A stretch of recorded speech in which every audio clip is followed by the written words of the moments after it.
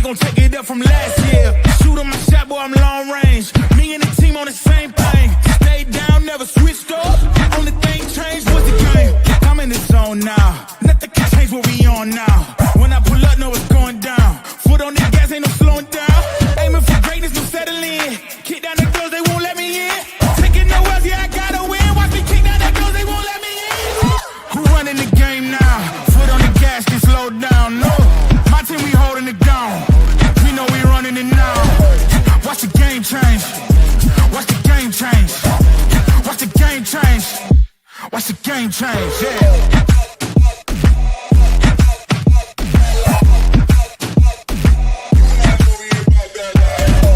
Watch the game change. Watch the game change. Watch the game change. Watch the game change. I do not gamble, but bet on me.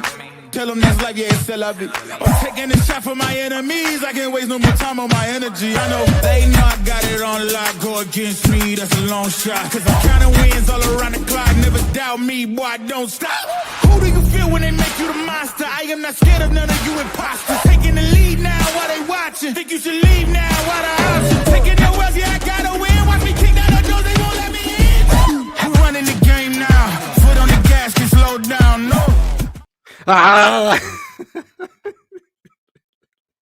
Yo, I know I did not update the graphic. I do not care. I will update it momentarily. Hell, I don't even know if I'll update it, period. This was such a fucking just amazing game that we watched. Don't get me wrong. There were definitely parts that pissed me the fuck off. But moreover, the Cleveland Cavaliers just proved why they are the best team in basketball by defeating the best team in the Western Conference, the Oklahoma City Thunder, who came in at 30-5 and ended up going 32-4 in the process. 32 fucking wins on this season. As I wait to pull my guy, Mr. Nicky G, in here, I just cannot fucking fathom how good this team could be. And this is coming in a game in which Donovan Mitchell shot 3 of 16. We're going to talk about it. I mean, we're going to dive deep into a lot tonight, but man, oh man, if you're not excited for this, if you're not proud of this team after this fucking win, get the fuck out of here. You don't belong. I'm sorry. And I know this is just a regular season game, but if you can't get hyped for this type of matchup, I don't know what else to tell you. Fuck Boston, fuck OKC, fuck New York. We are the best team in basketball. And with that, I'm going to go ahead and introduce my good old buddy, old pal, Mr. Nicky G. What's going on, man? I got to bring you on camera. We're having technical difficulties already, but we're good. We're good. We're going to get this solved. Hey! What a win, man. Let me get this shit off the screen. This is just such a great win that we got here. I'm just so astounded here. We'll go with one of the old ones. There we go. Look at that, Nice. that old layout right there. I don't even want to do that, but you know what? It's just such an amazing night, man. I know I joked around on Twitter and called this the best game in regular season history. Obviously, it's not, but it just, I was caught up in the moment by what we saw. Some brilliant performances from our big men and Evan Mobley and Jarrett Allen. These guys were eating. And Nicky, before I dive in, because I'm just gonna yap this whole time, if you don't mind, but I just want I just want you to give your initial thoughts for this victory. The most exciting part about this game was that the Cavs were going to face adversity. We were going to face the best team in the West, a team that was rolling even harder than us, and we were going to get their best punch. And we took that best punch in the first quarter. They kept punching. They kept taking back the lead. They kept fighting back. And we still took every single punch and delivered the final biggest punch at the end. This team's a fighting team, and this team might be the best fighter in the NBA. That's legitimately what it felt like. We knew that these are two contenders right here, right? And OKC is not playing at full strength, so I'll give them their just due. We've been there. We know how that is, but I'm not taking anything away from this victory because they have been damn good despite Chet, despite guys like Alex Caruso, despite AJ Mitchell, who missed a couple of games, despite some of these guys being out. they have still been a very damn good team. They won 15 straight coming into tonight. And one of the things that I wanted to start tonight's podcast off is the fact that these two teams, right, could not be more different. But don't you dare tell me that this did not make for a good potential finals matchup. Do not dare tell me otherwise, because this was as good as it gets in the regular season. Two different play styles, two teams from opposing conferences, only 31 teams in the NBA. The first time in NBA history, a 10-game win streak and a 15-game win streak would collide. The third time in league history that a team with a winning percentage of 85% or better will meet this late in the season. It's just so much more than that. And coming into this game, a couple of different things I want people to take note of. The Oklahoma City Thunder, who without the services of Chet, without the services of Alex Caruso, they hold the NBA's number one defense against top 10 offenses. They're the NBA's second best team against top defenses, conversely. So they're good on both ends of the floor. But what do we know? We know that this Cleveland Cavaliers team is just as good. And they proved that they are better. Fuck it. Cleveland entered as the NBA's best offense versus top 10 defenses with a rating of 121.8. They're the NBA's 8th best team versus top 10 defenses, holding opponents to a rating of 116.9. And we knew coming into this one, there were no excuses. Both teams got 2 days of rest. Both teams are on a 70 win pace. And it's the first time since 1971-72 that two teams have won at least 30 of their first 35 games coming into this one. Nikki, what was your biggest thing that you were looking for coming to this game? Because a lot of people, especially my guy Mikey McNuggets, he did an excellent job of putting this out earlier. There's a matchup between Evan Mobley and Jalen Williams, which we'll talk about a little bit further in depth. But what was the number one thing you were looking for to secure a Cavaliers victory tonight? You wanted to see against the number one defense, against the most physical team in the NBA, hands down. What would it look like? What would the offense look like? Could you generate the same shots? Could you play through missed shots? The Cavs did both. Donovan Mitchell was ice cold in the first half, but the Cavs in general shot okay in the first half. But if you look at it, possession by possession process, what we've been working on all year, those habits translated on a huge stage against a really good team, the best defense you can ask for. So adversity-wise, the Cavs showed even make or miss. Donovan hot or cold. Even Mobley was kind of silent in the first half. But you see it. These guys trust good process, and they kept getting good shots, and eventually they fell. And then, when the time came, could you step up to the moment? Could you out-defend the best defense in the NBA? Could you out-clutch SGA in the fourth quarter? Could you come up and on national TV, when you haven't been getting much national recognition, come up and show up the way that we did? Okay. Did that. And that was it, That was it. Man, I knew I was a little bit worried in regards to a couple of things, particularly their ability to drive and kick. We know that is one thing that they absolutely love to do over there. SGA, he's the head of the snake in regards to that. He came into this game scoring 33 points in each of his last 2 games.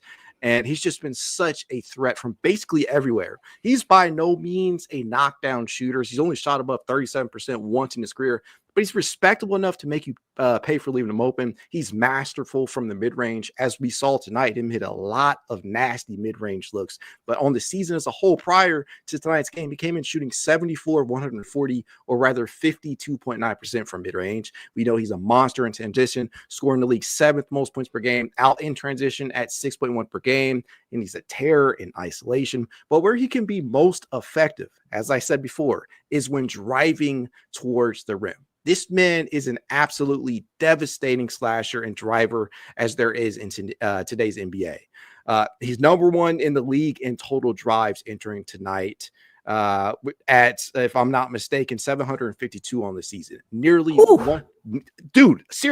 nearly 100 more total drives than the next closest player, which is Jalen Brunson. And as a result, he's completed the most field goals off of drives with 204. And perhaps even more than that, he's damn efficient. Among players with 100 field goal attempts off of drives, which is a 74-man field, he is 3rd in field goal percentage, knocking down 58.3% of his field goals. Amazing. Just so fucking hard to try and stop. And so the name of the game becomes containment, or at the very least, you go in with the mindset that he's going to get his. but as long as you limit his supporting cast, things might turn out in your favor. And if I'm looking at Shai Gilgeous-Alexander's stat line tonight, and I did not watch this game, I would think that he had a brilliant game, right? 31 points, 5 rebounds, 4 assists, was 13 to 27 from the field. But the thing about it is the Cavaliers, they played about as good defense as they could on them. There were numerous possessions where I'm like, okay, Dean Wade is giving this guy everything he can handle defensively, but SGA is just so fucking good. He's making shots over top of him. I was afraid of the drive and kick game because this OKC team is by no means like a sharpshooter type of squad, but when they pointed this out on the broadcast, when they decide they want to start taking a bunch of triples, they can be a dangerous team. And we can't saw leave them that. open. Yeah, we saw that at points tonight. I'm going to point out, I'm going to put up a graphic here in a moment, but I just wanted to get your opinion on this. Do you feel like the Cavaliers did a good job of containing those drives? Do you think they can replicate this in this second game that's coming up here shortly against the Thunder? Yeah, it's a good question. I think it's very similar to the strategy we played against Boston, right? Take them out of the drive kick game, live with the switches, make them hard, right? And today it felt like, you're right, there were moments when you thought, dang, are we going to actually be able to stop SGA? He shot 7 for 18 in the first half, shot a little bit better in the second half, but less often. He took 8 less shots in the second half. So I think like, eventually SGA, it wears on you. It wears on you to be able to go and get these shots off and to face all these different coverages. And, we're going to play them physically too. And you could see in the second half, eventually you threw a few switches in, you threw a Coro on him more in the second half. You threw a little bit more zone on him in the second half. Kenny Atkinson was just like holding some curveballs, and it threw him off from maybe some of the rhythm that he was trying to find in the first half. And I thought overall, listen, he's going to be great. What he played today is probably what he's going to be able to do most of the time, if not better. Sometimes it'll be worse. But overall, you gave yourself a chance to win. And I think that's the most you can really ask for. The Cavs shot pretty well from deep at 41%. Pretty good from the field overall. So you can't always bank on these shooting nights. But, at the same time, Donovan Mitchell could have played better. Darius Garland has missed some shots that he could have played better. I thought they could have gotten Mobley earlier to exploit some of these mismatches. So when teams are this good, and this early in the season where they're going to get better and healthier, even in OKC's place, sometimes it's going to be these margins that are going to decide some of these games. I think in 2 weeks from now, I want to see on the road when, the Thunder have a chance to adjust and look at this film, is the same strategy going to work? And when it doesn't work, because at some points it won't, what's the counter going to be? And I think Kenny, we haven't seen him blitz much this season. Maybe he'll deploy it then. We saw some zone this season. Max Strus is back in the lineup. Maybe it's going to be very efficient. We're going to talk about him. We're going to talk about Maxey. We're going to talk about Maxey. But overall, I thought the Cavs, their game plan, their improvisation, their fighting through adversity, they did the preparation and the reaction was super solid for on both ends. So these are the habits, win or lose, results can happen in the regular season, but the habits are right. You can trust these habits going into OKC in 2 weeks.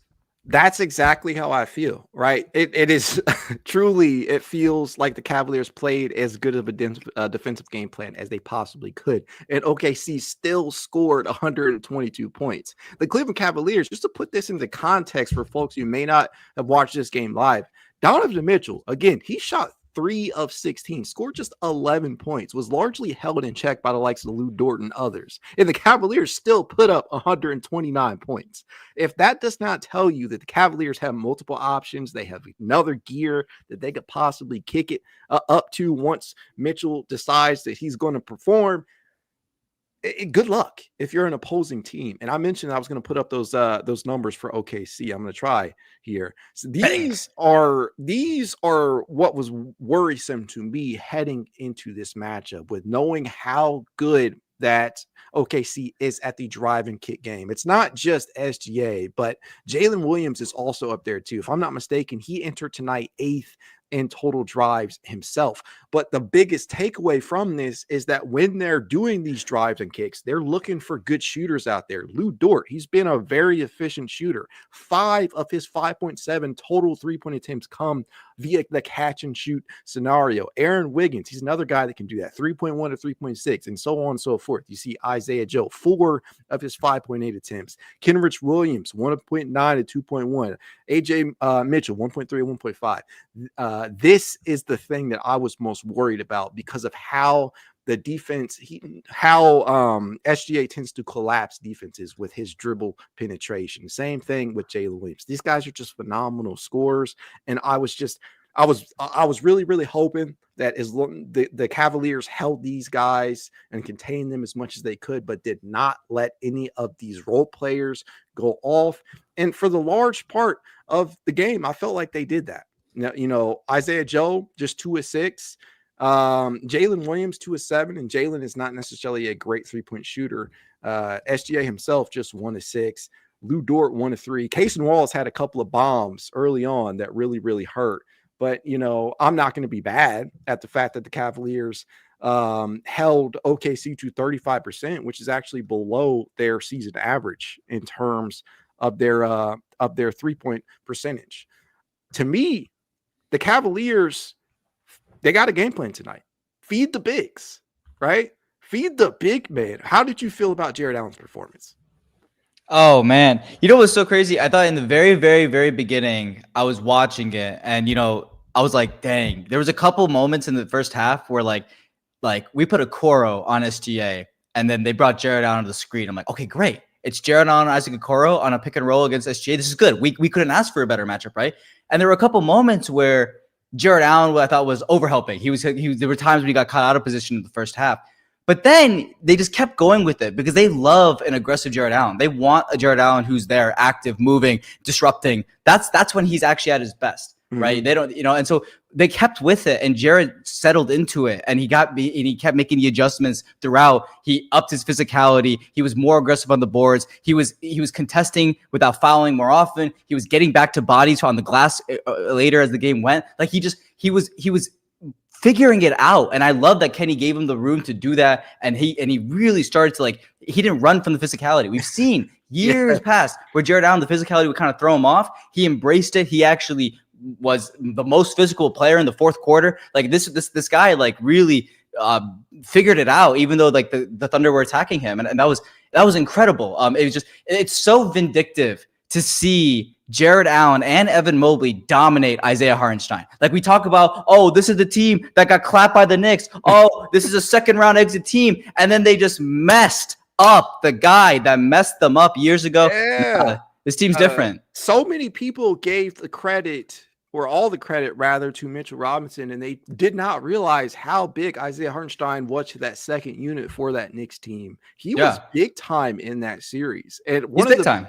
One of the comments that I got on the streams a couple of games ago, getting ready to head into this game, was that Isaiah Hartenstein was the word that was used to describe him is escaping me right now, but they did not look favorably upon Isaiah Hartenstein. For the life of me, I cannot understand why. And I don't know if you're watching tonight's game at all. If you watched it live, Hartenstein he had a very good game. 18 triple-double almost. Yeah, not even in just the stat line, but all listed anyways. 18 points, 11 rebounds, 8 fucking assists, looking like Nikola Jokic out there at points, moving the ball around.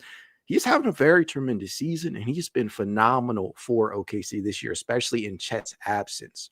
But Jarrett Allen's ability to absorb contact, to be aggressive, to not get in his head, which we have seen him be against bigger bigs out there, it was phenomenal. And then Evan Mobley, as I mentioned, the matchup between Jalen Williams and Evan Mobley was going to be something that all of us were paying attention to, right?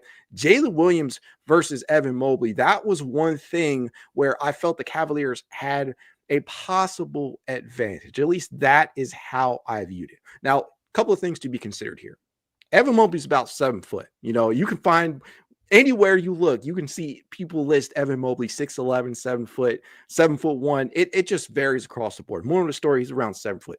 Jalen Williams, you can find him anywhere between 6'5" to 6'6", wherever you look. But both tend to spend the chunk of their minutes at the 4. Williams, believe it or not, and this may surprise some, he actually spends more of his minutes there than Mobley this season, who has started to play more and more center in specific lineups with Jarrett Allen off the floor. Jalen Williams is playing 65% of his minutes at the 4. And if you think that this should be a no-brainer to get the ball to Evan Mobley and just let him use his size advantage over Williams, not so fast. And, there were specific possessions tonight where I felt that Jalen actually gave Mobley, a solid defensive possession, even had a block on him down in the low post. But for the better, for the large stretch of the game, Mobley absolutely ate. And it was at the expense of everybody. Jalen Williams, Isaiah Hartenstein, whoever you put out. I saw some possessions with SGA trying his best to defend Evan Mobley, and they just absolutely had no answer for either of our bigs. Do you think that this is what they should resort to in this second matchup against OKC? Because I think I heard Doris Burke mention it to Mike Breen and Richard Jefferson on the broadcast. There were stretches during the game in which they completely went away from Darius Garland. They completely went away from Donovan Mitchell in favor of just simply getting the ball to Evan Mobley and letting him go to work. Is that the blueprint moving forward for this team? For the future, if we're talking years and years, for this matchup, yes, yeah. Especially with their lack of size, without Chet, it does make a difference. And you can see Hartenstein, despite, Hartenstein does what he does. He does a lot of great stuff. He plays the game right. He's physical. He defends, he rebounds, he passes. He's super solid, but there's only one of him. I mean, you saw how double big helped the Wolves beat the Nuggets last year. When you were trying to deal with team with size, like OKC has pretty good size at every position. So these bigs are like your way of like flipping the fact that you have undersized guards, which is a disadvantage, for most, to an advantage. Having a big that's actually skilled and can actually take advantage of the fact that, yeah, they have a lot of wings. That's true. But we have bigs that can play like wings. And Mobley is exactly that kind of a player. You lean into it and you trust that you actually have the best wing on the floor when he's being aggressive, and that's Evan Mobley. One of the players tonight that I have routinely gotten flack for rooting for is Max Strus. People have forgotten how good Max Strus can be, whether he's starting or coming off the bench. And I'll just keep it a buck. I'll just keep it a $1.50 even. Max Strus, since his return, from a percentage standpoint, from purely a statistical standpoint, it's not been pretty, right? In the 7 games prior to tonight, he was averaging just 6.4 points, was pulling down 3.9 rebounds, which is pretty good considering his minutes, dishing out 3 assists, and shooting 34.8% from the field, including 27.8% from three-point range. That's probably most important. He's not starting. He hasn't started yet, and he's playing around 22.7 minutes per game. The lineup that he's played the most minutes in coming into tonight is one containing Karis LeVert, Donovan Mitchell, George Niang, Evan Mobley, and himself. That one has already knocked down the 4th most triples of any 5-man unit that Kenny Atkinson has thrown out there. And is certainly going to go up tonight after Max Strus drilled 5 of 6 from three-point distance, many of them with a hand in his face and on the move. Now, I am curious to hear your thoughts on this, my friend, because I am not so sure. Is Max Strus the best fit next to the core for long term, at least for this season, or do you keep him coming off the bench with what you have seen from the likes of a Dean Wade or an Isaac Okoro, both of which we'll talk about in a little bit? What's so amazing about this is that I don't know if it matters. I think we have the kind of coach that will change that 5th guy depending on the matchup, depending on who's hot, depending on who he believes in and whatever plays into the strategy we're trying to play that night. Strus, because he's selfless and because of all the things that he does for this team, is fully capable of starting, coming off the bench, being as confident, being as aggressive. We're not worried about that, right? In certain matchups like today, when you're facing a team with size across the board, apart from maybe down low without check, Dean Wade's a great matchup and he did great against SGA, right? But Strus, you can start him, you can bench him. You see how he does in the first half. If he's catching, then you know where to play him. So I think given what Kenny's done so far, the one thing I will say is this did feel a little bit more like a playoff approach from Kenny Atkinson in terms of rotations, starting with Dean, going to Niang maybe a little bit later, getting Mobley out of the game sooner. He's building toward the second half. He's trying out certain matchups and rotations that he thinks, against a competitive team like this, what it will look like. So I think today maybe showed you the variety of Max Strus, where he can come off the bench and still deliver like starter level performances. And I think Kenny's going to play with it. I think it's going to be between him and Wade a lot of the time. But honestly, if you're a Cavs fan, do you really doubt who should be starting there. I think you're kind of happy with whoever starts and whoever comes off the bench because they're both going to play around the same minutes. They're both going to play with the stars. They're both going to play the same kind of roles. And you're just excited to see who can win the matchups. And you trust Kenny to pick the right ones and push the right buttons. And that's the thing, right? I want to say Spencer Davies, excellent coverage, one of the best around in town in terms of basically Cavs coverage, period. Shout out Spence. Yeah, he is always asking the right questions. And one of the questions that he asked was basically in regards to this very phenomenon. And Kenny's response to his question about, does it matter who starts? Basically, I am paraphrasing here, but Kenny essentially said it's not who starts, it's who finishes. And you saw that from Max Strus. Hell, you saw Ty Jerome nearly in that closing lineup. And I think that was sorely needed with the type of game that Donovan Mitchell was having. There was a stretch in that fourth quarter where Ty Jerome was just can't miss. He was money, and he was a disruptor on the defensive end of the floor, something that we have become accustomed to from him this season, picking pockets and just getting his hands in the passing lanes, racking up a ton of deflections. But Kenny's ability to pull the right levers when it's needed really just makes the question of who starts trivial, right? Because Dean Wade played 21 minutes tonight. That's basically that's as par the course for him. He's probably never going to see more than 24, 26 minutes a night. And Max actually played more minutes than him, 26, and they were deserved. 17 points, 3 rebounds, 5 huge assists. That's an underrated area that Max Strus brings to the table. Now, I have pointed this out in live streams of past and present, and I've shown numerous clips on Twitter and X, whatever the fuck people call it these days. His ability to his chemistry with the bigs, both bigs, Evan Mobley and Jarrett Allen, specifically in DHO sets, it is very, very fun to watch. There's so much movement. Max Strus and Sam Merrill, to a degree, who we did not see tonight, did not suit up. Kind of sad that he didn't, but this matchup may not have favored him. I got to be honest.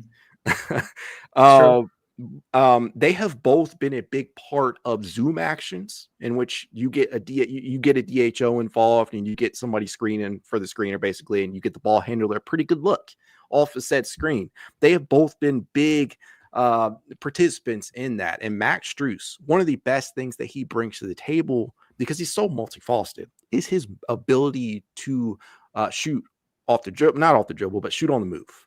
This dude has no fear, and he is a volume shooter, something that the Cavaliers absolutely needed for years. Tonight, he was 6 of 7 from the floor, 5 of 6 from three-point range, and that's perfect for him. You don't need him to be a shot chucker out there, especially in that second unit. But I absolutely love what this guy is bringing to the table, and moreover, I like the fact that the Cavaliers have numerous options they can turn to. A player who just came back tonight, played just 13 minutes, but I still felt was generally impactful when he was on the floor, especially from a defensive standpoint, was Isaac Okoro. I haven't had you on in a while, but I do have the inclination to ask you, how have you felt about Isaac Okoro's season so far? This is the best we've ever seen Isaac Okoro. I think Kenny Atkinson has used him in so many creative ways, using him as a roller, challenging him to do more than he's done on the offense in general. The confidence, obviously the shooting. Like today, if you know me on Twitter, I'm kind of becoming known as kind of an Okoro hater almost. But that's why I asked you. I gotta set you up. I totally get it. I totally understand it. But I'll call it for how I see it. Like I'm not gonna lie to you. This is the best we've ever seen from him. And what I love today is that he didn't hit many threes or hit many shots today. He scored 0 points, but there were a few moments like he got a shot at the end of the shot clock, top of the key three. Last couple of years, he's never shooting that. He is never shooting that. He shot that no hesitation, and you need to see him do that. You need to see him take these shots. What makes Strus great is that he will shoot the shot. He will punish the defense. He will make you think about it. Right? Okoro needs to start trending to that way. And today I saw him do that multiple times. It didn't go in. Whatever. Guess what? Him scoring 0 points. He had the highest plus minus on the entire team, plus 12. That's insane. That's insane, and he did it in limited minutes too. So that's why. Whoever you think should be starting or playing, whatever you think about players on this team, whether you are high on Dean Wade or not, or high on George Niang or not, the way this team is built around the core four and how Kenny Atkinson installs confidence and like a holistic approach to the game where everybody should be able to do everything. Everybody should understand that if you're going to be on this team, you have to learn how to pass, dribble, and shoot. You have to learn how to play selflessly. You have to learn how to sacrifice. He has installed that with everybody. So Okoro is now capable of coming in, playing a defined role and playing it well for 10, 12 minutes of the game and contributing, right? So I may think that, LeVert, Wade, Strus deserve the minutes over Okoro, which they got the minutes over Okoro today. But in the minutes that Okoro got, he was insanely impactful. So it's nice to have somebody like that. We, forget the team chemistry stuff, forget everything that he brings to the organization and what they mean to him in the locker room and everything, right? That stuff matters. So I understand that. I can see it, the value in it. And at this point, I'm just fully trusting in Kenny to pull the right levers and know how much to, what dosage you need of Okoro. So it's just very encouraging to see. We're 32 wins out of 36 games. We are getting the most out of this roster, and we all know who's the reason behind it. So Kenny is. If I was on the lower end of Okoro belief, even I can see the vision via Kenny Atkinson. And that's fair, right? You guys know me. I'm on the opposite end of that spectrum. I am over the top sometimes with my my love for Isaac Okoro. It's all love. So I gotta take it there. And just from I cannot not state the statistical relevance of the season for him, right?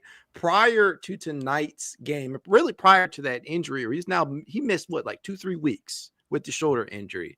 Most effective season of his career, as you pointed out, under Kenny Atkinson. He was top 3 in 3-point percentage at 49.2% at the time of that injury. And he's completing a career high 1.3 triples per game. And sue me if you think that number sounds like ass. I don't give a fuck, because this guy is playing confident basketball, and that is all that you really wanted from him. You wanted him to confidently take that triple. You wanted him to stop when he was receiving the ball out on the perimeter, stop attempting to drive and attack closeout so much when they're giving you that 3-point attempt, right? When they are giving you the ability to take that shot, especially catch and shoot situations. And he has done that in large part this year. And in addition to playing his ass off defensively, and he's playing a career low 21 minutes per game across 23 or now 24 appearances,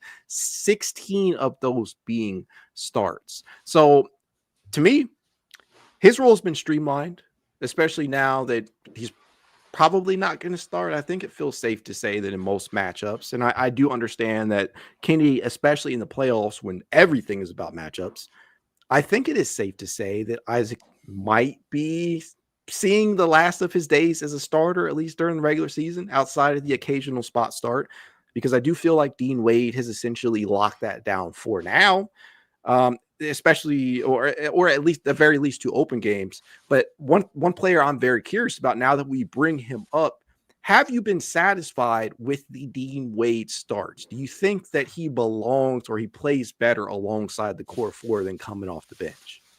Yeah, Dean Wade is probably one of the best contracts in the NBA. I mean, I don't know. Absolutely. I don't know how many people can do what he can do. And I think he's making less than 7 million. I don't know. I think this is like he's starting over Okoro, no questions asked, and he makes less than Okoro. This is one of the best contracts in the NBA. I actually think Strus will be the ultimate starter. I think the one thing that you pointed out was how his chemistry with the bigs, his ability to run zoom and DHOs. Strus has the ability to have more 2-man game action with our bigs, which is huge. That's kind of everything on this offense, right? So him being able to he's the best cutter, he's the best movement shooter, he's the best DHO outside of DG and Mitchell and Jerome. So he's he does all these little connective things. I think Strus ultimately will be the starter, but I would never question Kenny Atkinson if he started Dean Wade over Max Strus, because I know Max Strus is going to come off the bench ready. And I know there's a matchup reason for it. There's lineups. I could see a world where there's a chance where let's say Allen is in foul trouble, or it's just not working, or a team has found a way to exploit the double big thing. We can go small. There's a world where Wade and Strus work really well together. Even with the Okoro, it can work together well. So it's we have wings, and I think people don't rate them very highly, but they've been highly effective this season. So overall, I would say Strus is probably the most likely starter once we get to the playoffs. But nobody should doubt Kenny at this point, and nobody should be mad if Wade were to start over him for a series or a game or whatever. So this team is selfless. This team is sacrificing. It's built around the core four. Every role player around that understands that. Karis LeVert's a guy who can go give you 30 or 40, but he can still play like a role player if you need him to. It doesn't matter who has that fifth spot. It's just going to be the right person each time. That's what matters. And see, that has been the best part about this team, because in years past, the depth has not been something that has been a strong point of this team. And it's largely the same fucking team, right? It's about how they're being used. It's the exact same team. Yeah, there were not really any new additions. I guess you could argue Jalen Tyson, who's not a part of the rotation, and getting Ty Jerome back off of injury. I guess that is technically an addition, right? We only got 2 games out of him.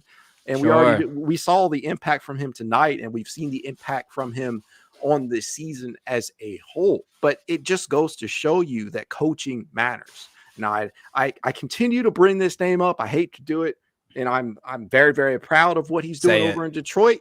But they're clearly in a much different place right now than they were under JB Bickerstaff. Y'all know me. Resident JB Bickerstaff fanboy, right? Somebody over here that always had this guy's back.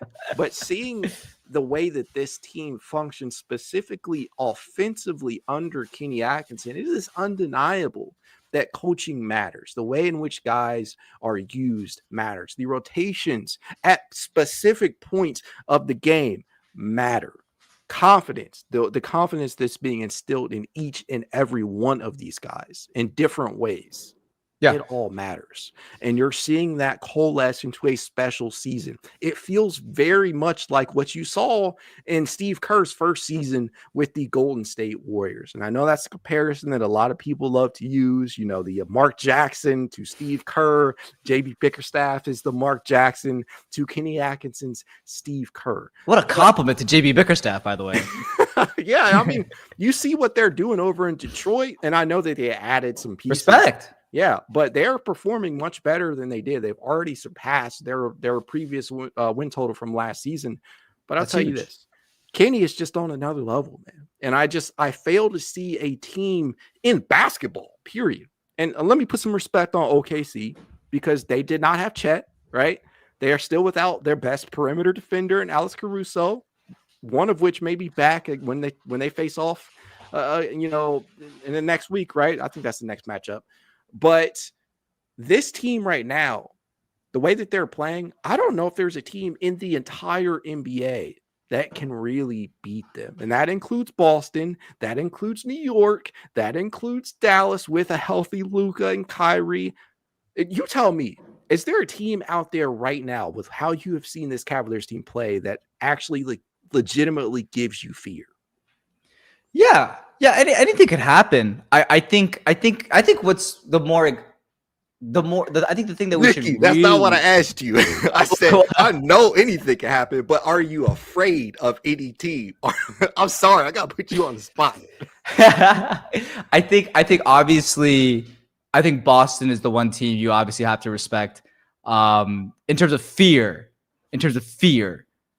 I would say that I'm less afraid of other teams, and I think teams should be a little bit more afraid of the Cavs, only because, Mac, we haven't even reached our final form yet. We're 36 games into the season. I think Mobley's going to get better. I think there's still a need for another. I think the roster is almost there. I think there is a need for another big. But in general, the growth and development of this team, we're already ahead of schedule.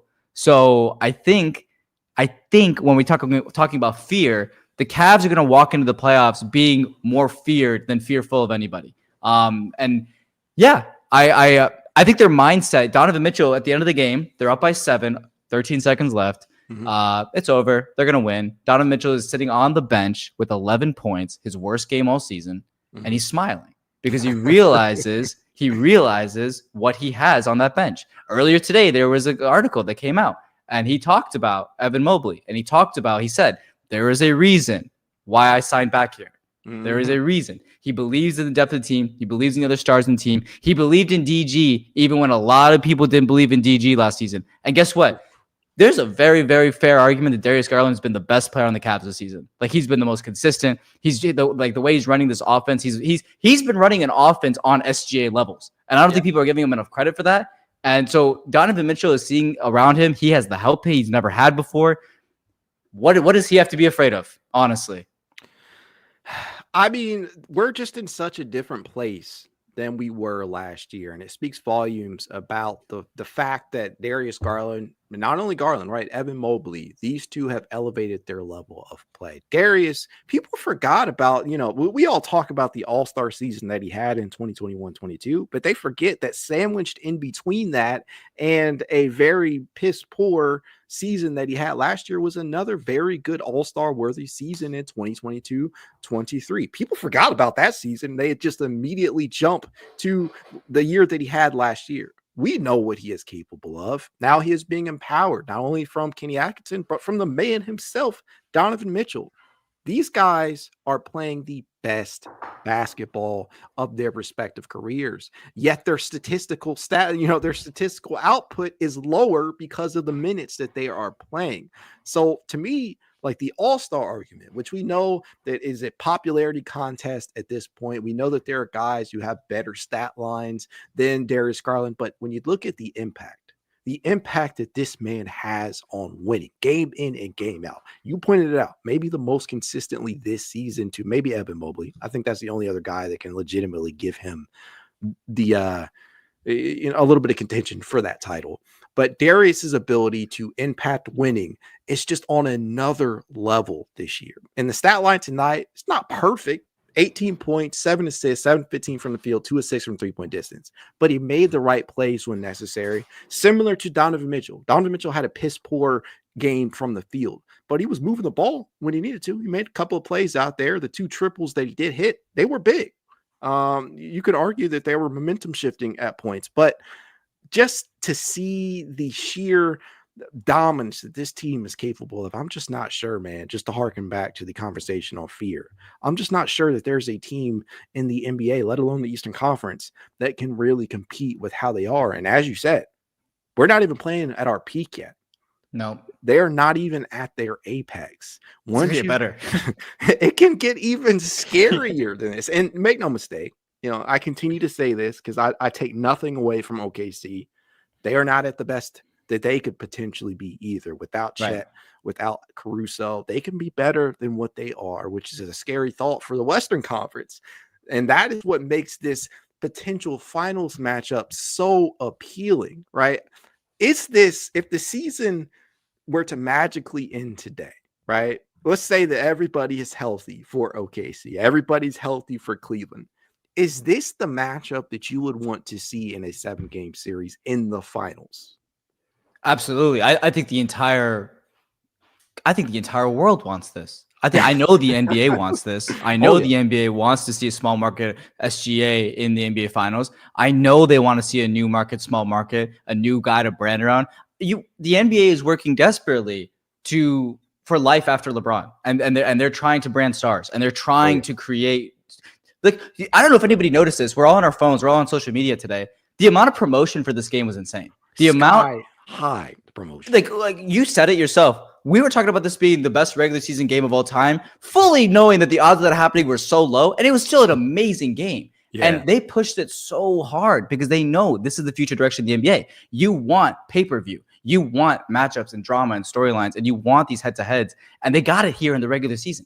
In the midst of the NFL season, by the way, right before the NFL playoffs, you have a banger like this. So, yeah, no, I think this is exactly what the NBA wants. I think this is what exactly we all want. And, yeah, these are the 2 best teams in basketball. But the Cavs have looked like the best team in the East. The Thunder have looked like the best team in the West. They match up really well. It's a really fun matchup. We get to see it again in 2 weeks, and hopefully we'll see it again in 5 months. So, yeah, it's good. Man, I could go on and on. I could yap for days about what we just saw from this team, and it wasn't even the best basketball that they're capable of. But we must move on before we get out of here. The Cavaliers, this is the first leg of a back-to-back. They will play the lowly Toronto Raptors, 29 right now. No disrespect. Actually, no, what? A little bit. All disrespect. All the Scotty Barnes shit. I'm getting tired of it. Them damn Canadian bastards. But, I kid. But at the end of the day, the Cavaliers, they will take on the Toronto Raptors tomorrow night, same time, 7:00. Are you expecting this win streak to continue? Because now they're at 11. They could push to 12 tomorrow against Toronto. What say you? Man, I'm so happy right now. We could lose to Toronto tomorrow. I'm chilling. No, we should be all right. We should be all right. I think team's in a good place. You know what's funny? It's like we talk about OKC and Cleveland, and I feel like Cleveland gets a lot of we haven't seen it yet thing. They're not proven. They're gonna fall. They're a second round exit. Oh yeah. The Thunder are a second round exit too, and they're younger and they've been together even less. And I don't hear the same thing about them. I think the Cavs are more battle tested than we think. The Warriors back 10 years ago, you talk about the comparison everyone's making. Before they won the title in 2015, the Warriors had 2 playoff runs together, that trio with Steph, Dre, and Clay. They were a first round exit and a second round exit. And then they went the next season and won the championship. The Cavs are oddly enough in the same situation, coming off of a first and a second round exit, coming with the young core, but even talent that's even a little bit more realized. Donovan Mitchell's closer to his prime. Like, it's just like this team kind of has legitimate proof that they are real and that this is something that can turn into dynasty is crazy because you need to see the results first, but you can see an era of Cavaliers basketball that is here to stay. And this is the type of era that can have a huge emotional win like this one today, and then walk in and beat Toronto tomorrow because they're rolling, they're connected, and there's something bigger now happening where this team truly believes it can win. So yeah, this is let's go kill some Raptors tomorrow. Like, why not? As Elliot Clausen says, Toronto more pissed DM had a bad game than we are. Donovan Mitchell going to drop 60 on him. That would be some shit, wouldn't it?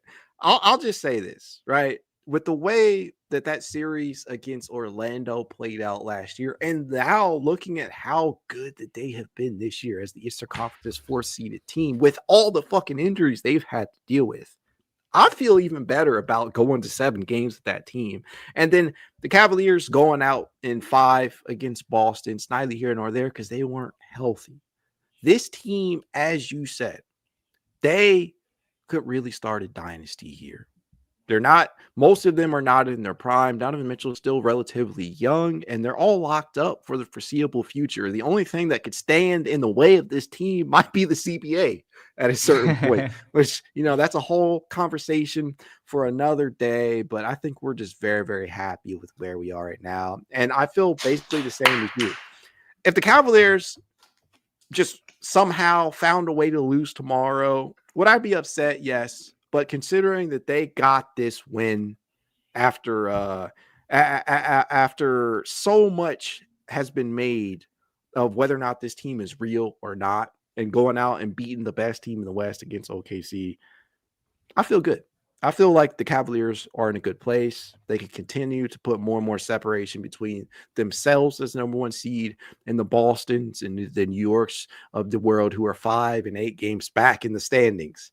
Just keep building out that lead, and they'll be rested heading into playoffs. I think that's probably a good place to end it tonight before I just get delirious with my yapping. But as I always tell you guys, if you'd like to reach out to me, you know how you can. It's Cavalier_pod on Twitter, TikTok, Instagram, YouTube, and more. If you want to be added to the It's Cavalier Discord chat, you know what to do. Leave a rating, leave a review, send a screenshot of said review to itscavalier53@gmail.com, and I will send you said invite. If you're happening to watch over on X, do your boy a favor. Head on over to YouTube right now. Hit that like button. Subscribe if you're not yet a subscriber to the It's Cavalier podcast. Hit that notification bell as well so you never miss out on any of these wonderful post-game streams where I sound like a complete idiot most of the time. Nikki, thank you for joining me. See, I did it right there. Thanks for joining and picking it up. And, man, tell the people where they can find you at. Hey, hit me up, Twitter, Mr. Nicky G. I'm also had a video over at Clutch Points. If you guys like NBA content in general, give us a follow there. We're making videos there all the time. Yeah, man, follow Mac, the Patreon, support this guy. It's gonna be funny. There's gonna be a lot of apologies this year. I see you, Brian Willie, in the chat. Listen, man, keep that same energy when we get to June. Keep the same energy, brother. Because I'll tell you this: regular season and playoffs are different. You're right, but I don't think you expected the Cavs to be this good yet. So keep that energy. Keep it when we see you later. Hey, that's a perfect place to end it at. Go Cavs. Have a good night.